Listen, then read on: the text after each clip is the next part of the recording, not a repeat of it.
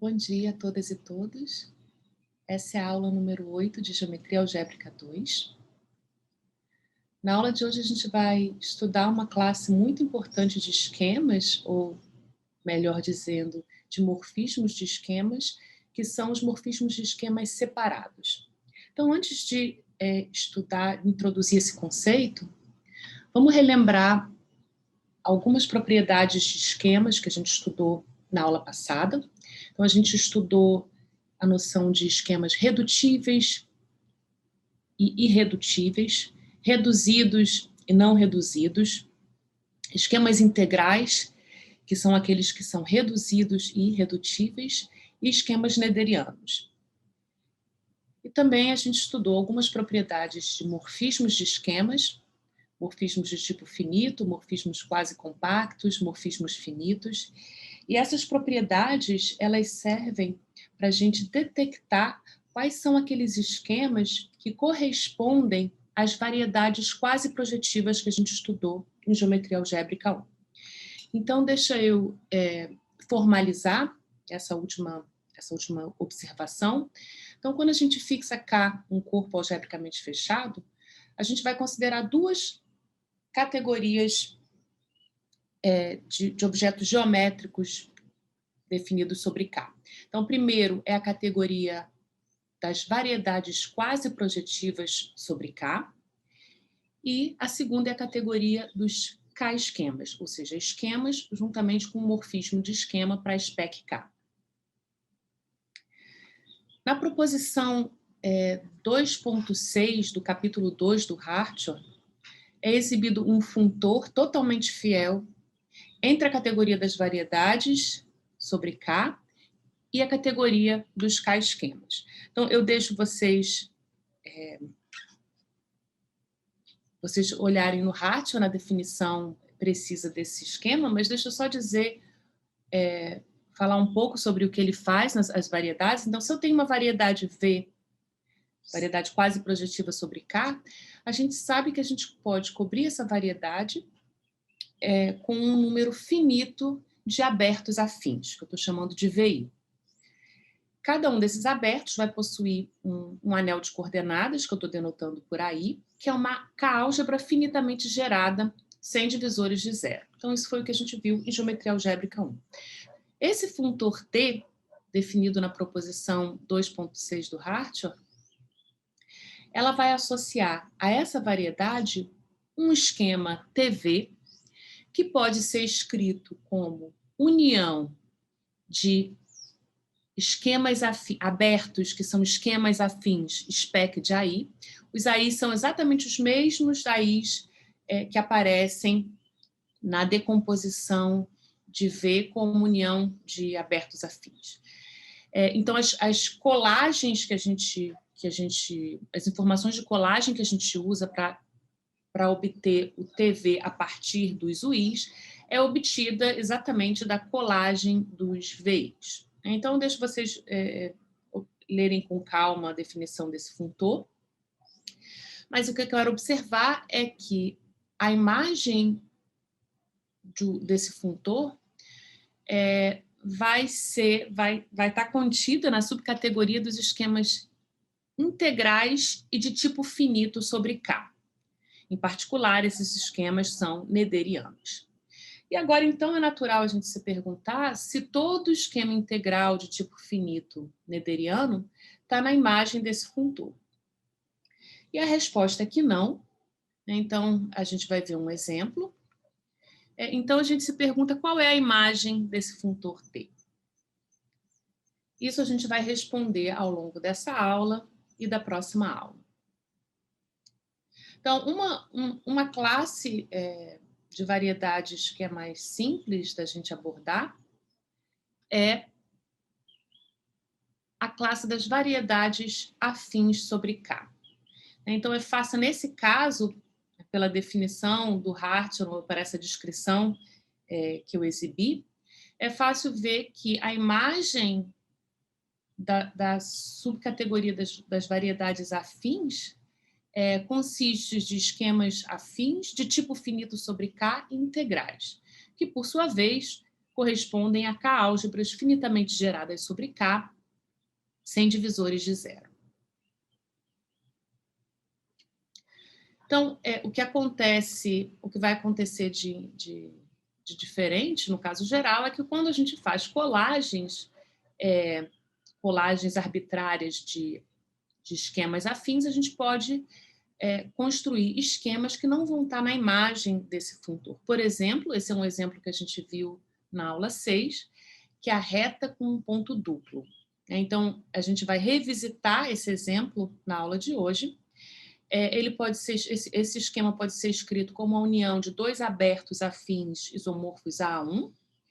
Em particular, ele é um esquema integral e de tipo finito sobre K, mas a gente vai ver que ele não está na imagem de T. Então, quem já estudou geometria algébrica não sabe que a gente não vê esse tipo de comportamento ao estudar variedades quase projetivas. Então, esse exemplo que a gente viu na aula 6, da reta com ponto duplo, é um exemplo típico de um esquema não separado. Então, agora eu vou definir precisamente essa noção e vai ser um exercício vocês verificarem com que a reta com ponto duplo não é um esquema separado. Então, para definir formalmente, a gente vai buscar um pouco de inspiração em topologia. E isso é muito comum em geometria algébrica, a gente buscar essa analogia. Então, em topologia, um espaço topológico X é dito separado se ele é de Hausdorff. Então, relembrando que um espaço topológico é de Hausdorff, se dado quaisquer dois pontos X e X' distintos, eu consigo encontrar vizinhanças disjuntas U e U' desses dois pontos. Em topologia, essa condição ela é equivalente a uma série de outras propriedades, e eu vou mencionar duas delas aqui, que vão ser importantes no nosso contexto. Então, a primeira condição que é equivalente à separação é a condição de que a diagonal, que é definida como o conjunto dos pares da forma XX no produto x vezes x, aqui eu estou pensando no produto com a topologia produto, diagonal é fechada no produto. Então, essa é a condição, é uma condição equivalente à condição de Hausdorff. E uma outra condição que também é equivalente é a unicidade de limites. Né? Aqui eu não estou precisando o que eu quero dizer com essa condição, mas isso pode ser formalizado de forma a dar a unicidade dos limites ser uma condição equivalente à condição de Hausdorff. Então, essa é a inspiração que a gente vai pegar de topologia, mas deixa eu fazer uma observação que essas analogias elas têm uma certa limitação. Então, por exemplo, quando a gente está estudando esquemas ou variedades quase projetivas, os espaços topológicos associados a esses esquemas ou variedades projetivas, em geral, não são de Hausdorff. Né? A topologia de Zariski ela tem essa propriedade de, em geral, não ser de Hausdorff. Por outro lado, então, essa não é uma condição. A primeira condição, né, a condição de Hausdorff, que é a primeira que eu enunciei, de separação dos pontos por vizinhanças disjuntas, não é uma condição apropriada no contexto de esquemas. Mas o que a gente vai ver na aula de hoje é que as duas condições seguintes, a condição da diagonal ser fechada e a unicidade dos limites, essas condições fazem bastante sentido para esquemas e, sob certas condições naturais, vamos dizer assim, do ponto de vista de variedades quase projetivas, essas duas condições vão ser equivalentes. Então, é isso que a gente vai ver na aula de hoje. A principal referência para esse tema é a seção 4 do capítulo 2 do Hartshorne, e o que eu vou estar fazendo aqui é guiando um pouco vocês no estudo dessa seção. Ok, então vamos à definição de morfismos de esquemas separados. Então, primeiramente, dado o morfismo de esquemas f de x para y, pelas propriedades do produto fibrado, pela propriedade universal do produto fibrado, a gente sabe que existe um único morfismo, que a gente chama de morfismo diagonal, delta de x no produto fibrado de x por x sobre y, tal que a composição dessa diagonal com as duas projeções coincide com a identidade em x. Então, foi isso que eu ilustrei no diagrama à direita. A gente vai trabalhar bastante com morfismo diagonal nessa aula, então eu deixo como exercício vocês fazerem essa verificação simples de que um morfismo de esquemas, de um esquema qualquer Z, para o produto fibrado de x por x sobre y, se fatora pelo morfismo diagonal, se somente se a composição desse morfismo H com as duas projeções coincide. E agora a gente vai definir a noção de esquema separado com base na segunda definição de espaço topológico separado. Então, a gente diz que um morfismo F é separado, ou que X é separado sobre Y, se o morfismo diagonal é uma imersão fechada. Ok, então vamos olhar um pouco a gente vai olhar com mais detalhes para essa condição do morfismo diagonal ser uma imersão fechada. Antes disso, vamos estudar alguns exemplos de morfismos separados e não separados. Então, o primeiro exemplo é o caso de morfismos entre esquemas afins. Então, eu vou tomar dois esquemas afins, X e Y, X spec de A e Y spec de B, e eu vou considerar um morfismo de esquemas afins de X para Y. A gente sabe que esse morfismo corresponde a um homomorfismo de anéis de B para A. Então, nesse caso, vamos entender o morfismo diagonal. Então, lembrando que o produto fibrado de x por x, ele é isomorfo ao espectro, novamente é um esquema afim, isomorfo ao espectro do anel A, produto tensorial sobre B, A. E a gente tem essas duas projeções que correspondem aos homomorfismos naturais de anéis de A para o produto tensorial de A por A sobre B, que leva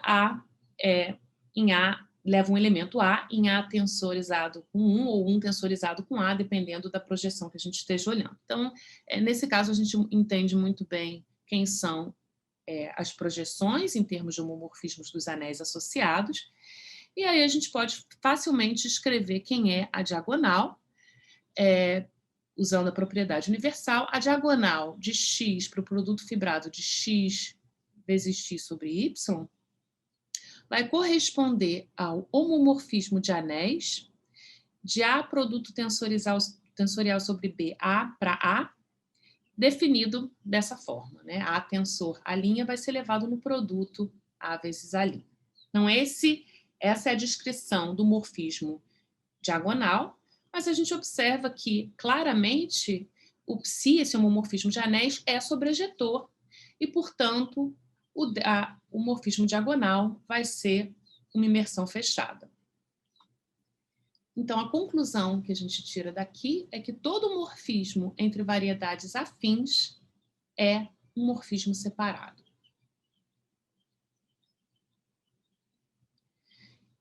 E agora eu deixo como exercício vocês verificarem que a reta com um ponto duplo vista como um K-esquema não é um K-esquema separado, ou seja, o morfismo de X para a spec de K não é um morfismo separado. Então, para isso, vocês vão ter que verificar que o morfismo diagonal não é uma imersão fechada. E aqui vale observar um critério simples para a gente determinar se a diagonal é ou não uma imersão fechada, que é a seguinte. Então, esse é um critério útil quando a gente vai estar estudando, quando a gente estiver estudando essa condição de separação. Dado o morfismo de esquemas f de x para y, e delta, o morfismo diagonal, então delta é uma imersão fechada se e somente se a imagem de delta é um fechado do produto fibrado, né? Então, uma direção aqui é clara, né? Se a diagonal desculpa, eu troquei aqui as setas, né? A direção que é simples é a direção que, se delta é uma imersão fechada, a imagem de delta é fechada no produto tensorial. Então, essa é a direção fácil, e agora a gente vai mostrar a outra direção. Então, a gente vai supor agora que a imagem da diagonal é fechada e a gente tem que mostrar que a diagonal é uma imersão fechada. Ou seja, a gente tem que verificar, que a diagonal define um homeomorfismo entre X e um fechado do produto fibrado, que ΔX, por hipótese, já é o fechado do produto fibrado, então a gente tem que mostrar que isso é um homeomorfismo. E, a nível de feixes estruturais, a gente precisa mostrar que o morfismo de feixes, do feixe estrutural do produto fibrado para a imagem direta do feixe estrutural de X é sobrejetor. Ok, então o primeiro passo é fácil, e isso simplesmente vem da definição do morfismo diagonal. A gente sabe que o morfismo diagonal, composto com qualquer uma das duas projeções, vai ser a identidade e, portanto, a gente tem, de fato, um homeomorfismo. E agora, para mostrar a segunda parte, né, então a gente já viu, quando a gente introduziu imersões fechadas, que verificar que esse homomorfismo de feixes sobrejetor é equivalente a verificar em cada talo, ou seja, para qualquer ponto X de X, o homomorfismo de anéis locais, do anel local da imagem da diagonal por X no produto fibrado, é sobrejetor sobre o anel local de X em X. Então, é isso que a gente vai verificar. Mas, para verificar essa sobrejetividade nos talos, basta a gente verificar, isso pode ser feito localmente, né? Ou seja, eu posso fixar um aberto afim contendo a imagem de X em Y por F, então F de X pertence a um aberto afim V de Y, e eu fixo um aberto afim U contendo X na imagem inversa de V. Então, agora, o que a gente tem é o seguinte, o produto fibrado de U por U sobre V é um aberto afim no produto fibrado de X por X sobre Y. E é um aberto afim que contém a imagem do ponto X pela diagonal. Quando eu restringo a diagonal a esse aberto, ao aberto U de X, a gente observa facilmente que ele se fatora pelo produto fibrado de U vezes U sobre V. Né? Então, se fatora por essa imersão aberta. Então, como a gente sabe que o F restrito a U, de U para V, é um morfismo de esquemas afins, a gente sabe, pelo exemplo anterior, pela conclusão anterior, que essa restrição é um morfismo separado. E, portanto, a diagonal, o morfismo diagonal de U para U vezes U sobre V é uma imersão fechada, e isso implica que o homomorfismo associado nos talos é sobrejetor para cada ponto, que era exatamente o que a gente queria mostrar. Né? Então, agora, com isso, a gente mostra que... Então, com isso, deixa eu só voltar aqui à proposição. Com isso, a gente mostra que, para verificar que a diagonal é uma imersão fechada, basta a gente verificar que a sua imagem é fechada. Ok, então isso tem a ver com a primeira definição, né, com a primeira definição de morfismos separados, usando a diagonal, a propriedade da diagonal ser fechada.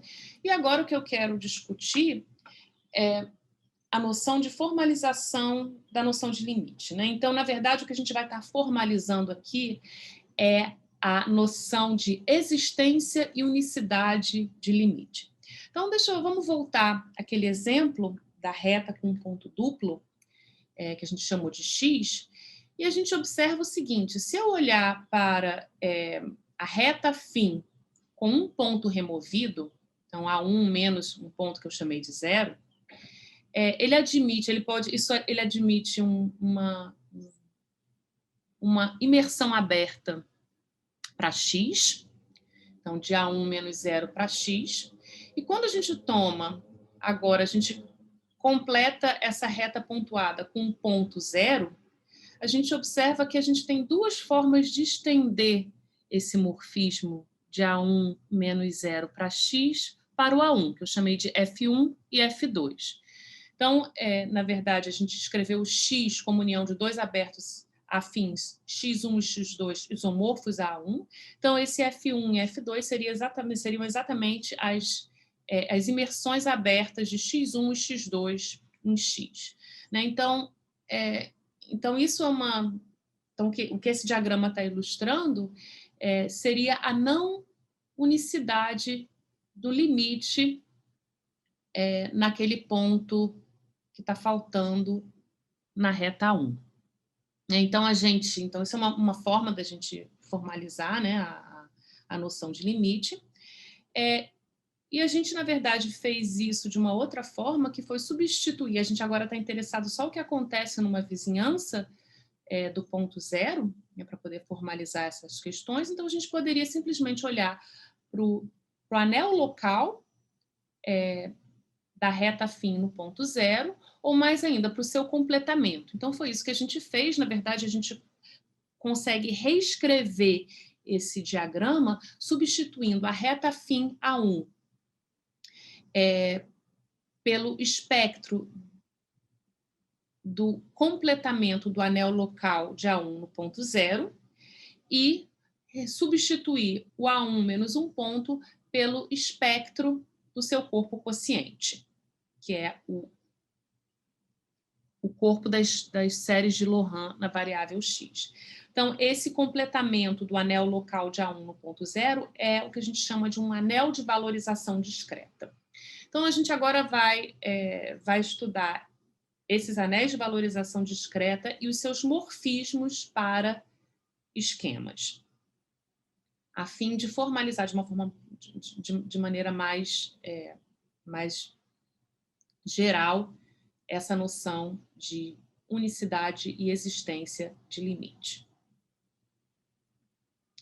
Então, para isso, num par de slides, eu vou fazer uma revisão da teoria de anéis de valorização que a gente vai precisar num primeiro momento.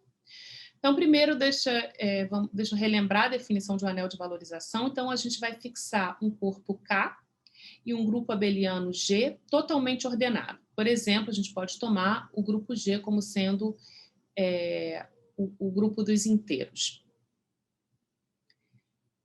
com a soma, com a adição. Uma valorização no corpo K com valores em G é uma função dos elementos invertíveis de K para G, que satisfaz as seguintes propriedades, né? A valorização do produto XY é sempre a soma das valorizações. E a valorização da soma é sempre maior ou igual que o mínimo das valorizações. Então, essa é uma definição puramente algébrica, mas as valorizações, elas são muito úteis para detectar informações geométricas. Então, por exemplo, deixa eu relembrar quando a gente estuda curvas, dado um ponto liso em uma curva C, a gente associar esse ponto P uma valorização no corpo de funções de C. Então, essa valorização ela vai associar a um elemento não nulo, f sobre g. Então, f e g são funções regulares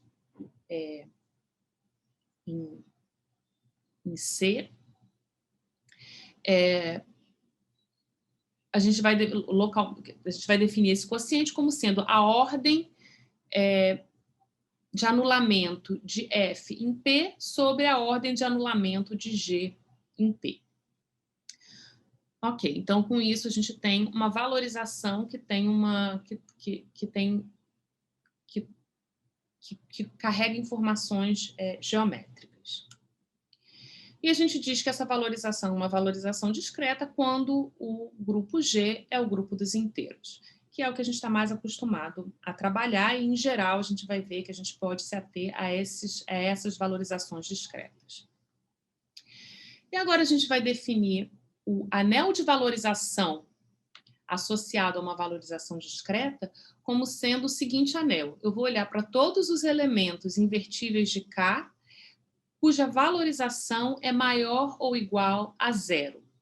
E vou adicionar o zero. Então, isso eu deixo como exercício, usando as propriedades de valorização, vocês podem checar imediatamente que isso de fato define um anel contido em K.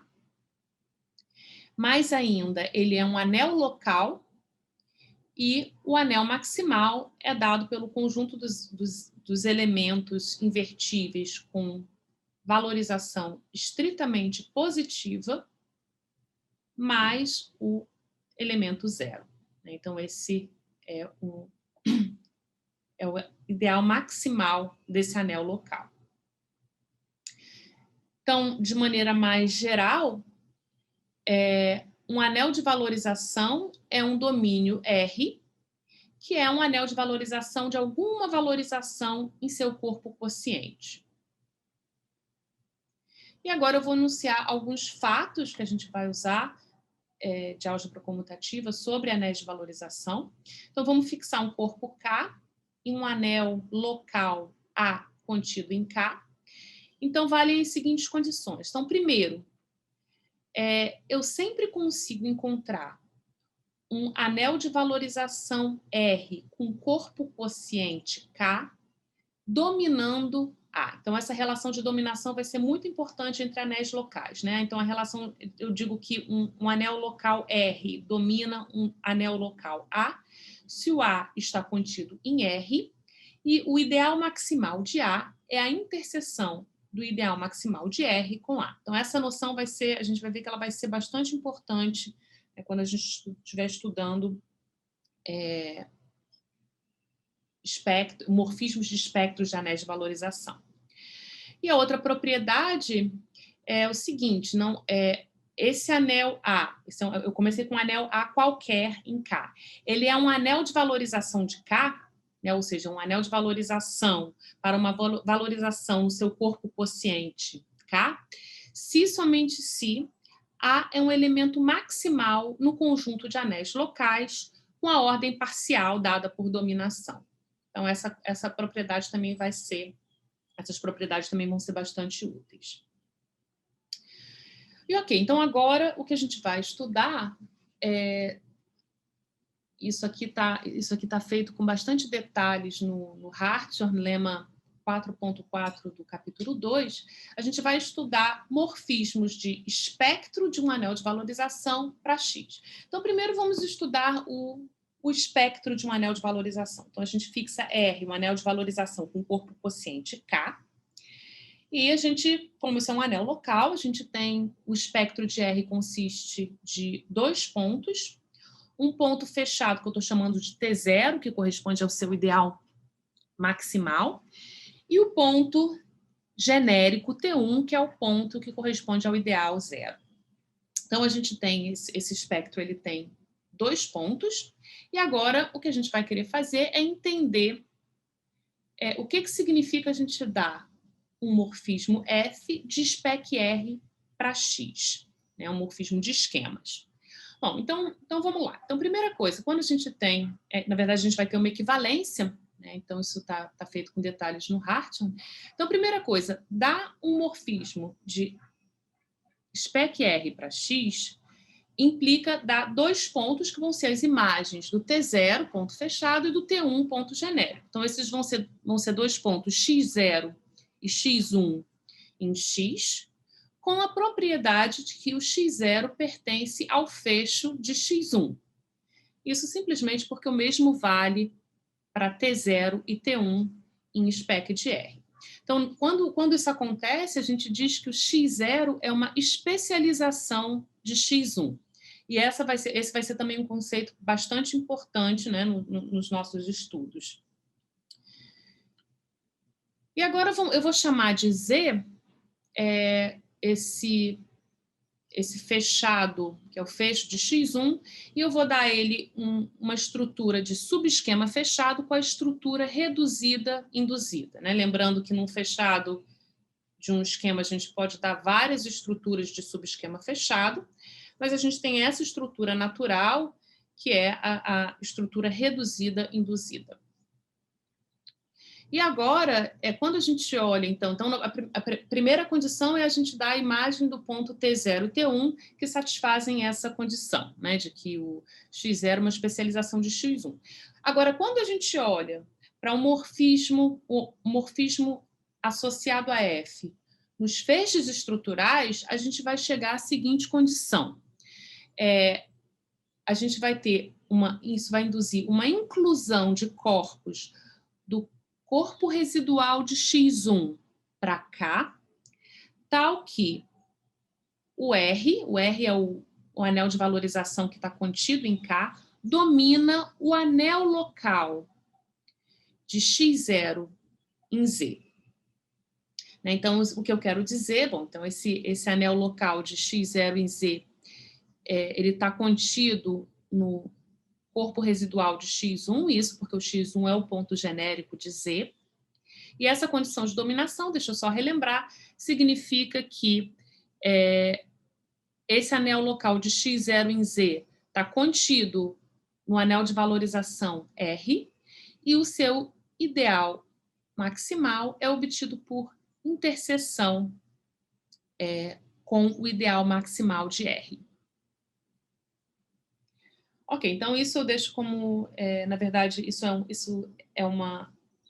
um C somente C, né? Por outro lado, dados os dois pontos x0 e x1 satisfazendo essas condições e uma inclusão do corpo residual de x1 em K, satisfazendo essa condição de dominação, a gente consegue construir um morfismo de esquemas F de spec R para X que vai ter essas propriedades. Ok, então esse vai ser... essa construção vai ser bastante importante, né, quando a gente for formalizar essa noção de existência e unicidade de limites. Então, com isso, agora eu posso enunciar, né, o teorema principal dessa aula, que diz que exatamente que, sob certas condições, a condição de separação dada pela condição da diagonal ser fechada equivale à condição de unicidade dos limites. Então, vamos formalizar isso? Então, para que isso seja equivalente, eu vou ter que pedir que X seja um esquema nederiano, então uma condição natural do ponto de vista de variedades quase projetivas.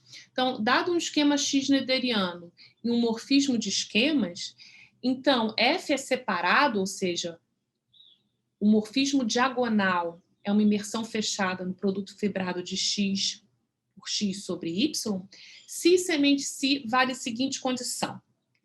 Dado qualquer anel de valorização R com corpo quociente K e um diagrama comutativo como esse abaixo, ou seja, eu tenho um morfismo natural de spec K para spec R, que é dado pela inclusão do anel de valorização R no seu corpo quociente K. Né? Então, isso é o que está à esquerda. E eu estou supondo que é dado também um morfismo de spec R para Y e um morfismo de spec K para X, que faz esse diagrama como está. Então, a condição de separação vai ser equivalente a dizer que existe no máximo um morfismo de spec R para X que faz o diagrama como está. Né? Então, isso é exatamente o que falhava naquele exemplo da reta com um ponto duplo. Só uma observação aqui, é que quando eu tenho que X e Y são nederianos e F é um morfismo de tipo finito. Então, novamente, essas são condições naturais do ponto de vista de variedades quase projetivas. Então, a gente pode substituir anel de valorização pela essa condição mais simples, que é de um anel de valorização discreta. Basta a gente verificar isso para anéis de valorização discreta. Então, eu vou deixar como exercício vocês estudarem essa demonstração. Essa é uma demonstração técnica, né? Ela tem, né, bastante abstrata, mas ela é um critério muito útil e muito importante. Então, antes, eu queria só... eu não sei, não seria... Eu acho que é o tipo de prova que vocês têm que sentar e estudar e absorver e contemplar. Então, deixa eu só comentar uma ferramenta que é usada, né? Então, o que a gente tem que mostrar, deixa eu voltar aqui à proposição. Então, a gente, de um lado, tem a condição de separação, que é dada pela diagonal ser uma imersão fechada, ou, equivalentemente, a gente já viu que isso é equivalente à primeira condição de separação, é equivalente a pedir que a imagem da diagonal seja um fechado no produto fibrado. Então, isso é uma condição, e depois a gente tem que comparar com uma condição que envolve morfismos de anéis de valorização. Então, como que a gente vai conectar essas duas propriedades que parecem tão diferentes, né? Então, para isso, a gente vai usar esse lema importante, esse é um lema bastante útil, que ele dá uma caracterização de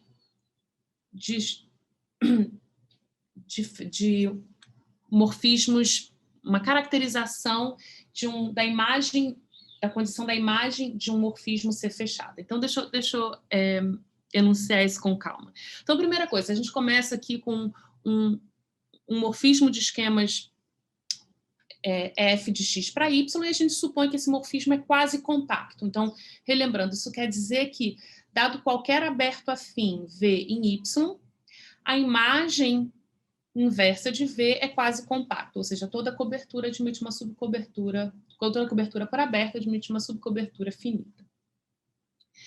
Então, nesse caso, as seguintes condições são equivalentes. Então, a gente vai querer aplicar esse lema a um morfismo diagonal, de x para o produto fibrado de x por x sobre y. Então, uma primeira condição é que a imagem de f seja um fechado de y, né? Então, isso é o que a gente quer que a diagonal satisfaça para que a gente tenha um morfismo separado. Então, e a segunda condição é uma condição que vai ser bastante útil quando a gente estiver estudando morfismos de anéis de valorização discreta. É que o f de x é estável por especialização. Ou seja, se eu tenho um ponto y na imagem f de x, y1 na imagem de f de x, e eu tenho um ponto y0 que está no fecho de y1, então o y0 pertence à imagem de f. Então, um dos passos na demonstração é verificar essa equivalência, e aqui, repara, a gente vai estar justamente... esse y0 e y1, eles vão aparecer quando a gente estiver tratando de morfismos do espectro de um anel de valorização discreta para um esquema X, conforme a gente viu, né, num lema anterior. Então, com isso, a gente termina a aula 8. E na próxima aula, a gente vai estudar uma outra noção importante, que é a noção de morfismos próprios. E isso vai corresponder à condição de existência de limite. Então, separação tem a ver com a condição de unicidade de limite. A gente tem, né, no máximo, então, voltando aqui ao enunciado do critério evaluativo de separação, a gente tem no máximo, né, um limite. E a gente depois, na próxima aula, vai estudar, então, a noção de morfismos próprios, que corresponde ao fato de a gente sempre que a gente tiver um diagrama comutativo desse tipo, a gente tem que ter exatamente um morfismo em vermelho fazendo o diagrama comutável. Então, isso é o tópico da próxima aula, e me despeço por aqui.